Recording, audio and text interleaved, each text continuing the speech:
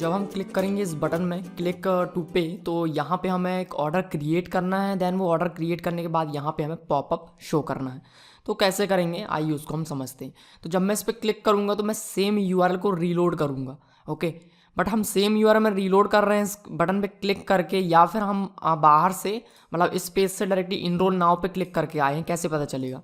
Okay, तो अगर मैं होम पेज पे हूँ, मैंने इस पर क्लिक किया तो यही पेज आता है। अगर मैं कंटिन्यू टू पेमेंट पे क्लिक करता हूँ तो भी यही पेज आता है। तो मुझे पता कैसे चलेगा सर्वर पे कि जब आपने बटन पे कंटिन्यू टू पेमेंट पे क्लिक किया तब ये वाला पेज आया। तो हम यहाँ पे एक एक्शन ऐड करेंगे। तो मैंने कहा एक्शन इज इक्वल टू, मैं यहाँ पे कहूँगा क्रिएट पेमेंट या फिर क्रिएट ऑर्डर, इस तरह से। ओके, देखेंगे इसको कैसे करना है।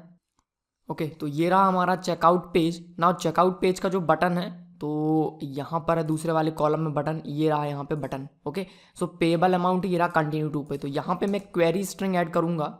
ओके, आपको यहाँ पे यूआरएल चेंज नहीं करना, जस्ट क्वेरी स्ट्रिंग चेंज करना, मतलब कि इसी यूआरएल के आगे क्वेरी स्ट्रिंग ऐड हो जाएगा और ये सेम पेज रीलोड हो जाता है। तो जब क्वेरी स्ट्रिंग ऐड होता है तो उससे यूआरएल चेंज नहीं होता, सेम जो व्यू है वो रन होगा, बट वहाँ पे हमें क्वेरी स्ट्रिंग मिलेगा।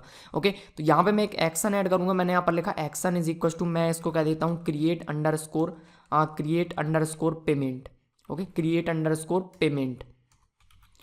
तो ये मेरा सिंपल सा एक तरीका है। मैं ज़रूरी नहीं है कि जो मैं कर रहा हूँ यही सही है, आपका कुछ और तरीका हो सकता है। आप एजेक्स के थ्रू भी रिक्वेस्ट सेंड करके जो पेमेंट क्रिएट करने का जो फीचर है उसको ऐड कर सकते हैं। तो मेरा जो फीचर है यहाँ पे मैं जो ऐड कर रहा हूँ इस तरीके से कर रहा हूँ। इससे क्या होगा, मुझे जावास्क्रिप्ट यहाँ पे यूज़ नहीं करनी पड़ेगी बिल्कुल भी। ओके, थोड़ा सा करना पड़ेगा, बहुत कम। तो एजेक्स रिक्वेस्ट का जो है वो उसमें नहीं करना पड़ेगा, तो इससे काफ़ी जो काम है वो आसान हो जाएगा। वापस आते हैं, इसको एक बार चेक कर लेते हैं क्या होगा इससे। नाउ पेज को रीलोड किया मैंने, तो यहाँ पे जब मैं क्लिक करूँगा तो आप देखेंगे उसमें एक क्वेरी स्ट्रिंग यहाँ पे ऐड हो चुका है। मैं इस पर क्लिक किया तो देखेंगे यहाँ पे क्या आया, action is equal to create payment.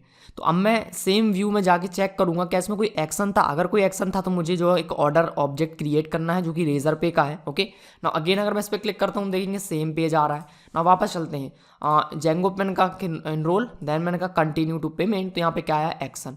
Okay, ना उस एक्शन को कैसे हम रीड करेंगे सर्वर पर, उसका क्या यूज़ है उसको हम आगे वीडियो में बात करेंगे।